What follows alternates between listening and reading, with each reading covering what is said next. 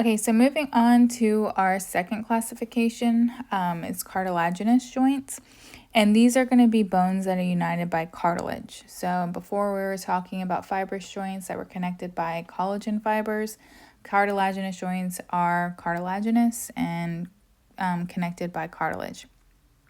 But like the fibrous joints, they don't have a joint cavity because we can only find joint cavities in synovial joints. Most of these are not very movable, and we have two specific types. We have synchondroses and symphyses, and the basic difference between these two is the type of cartilage that's making up the joint itself.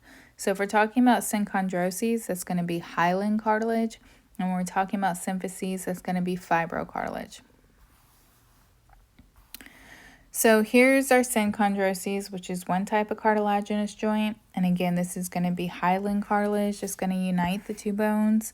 Almost all of these are going to be synarthrotic, meaning that they do not allow for any movement and they're non-movable. A good example of where we can find this type of joint is that in our long bones that connects our epiphyses to the diaphyses or the shaft of a long bone. Another place that we can find synchondroses joints are between the first rib that we have and its attachment to the sternum. So also an immovable or synarthrotic type of joint. The second classification for cartilaginous joints is a symphyses joint. And again, we're talking about fibrocartilage. And this is going to unite bone and a symphyses.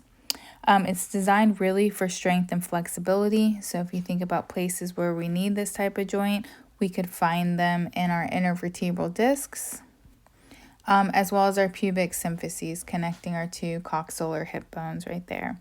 So they are slightly movable because one of their purposes is for flexibility. So these type of joints are amphiarthrotic.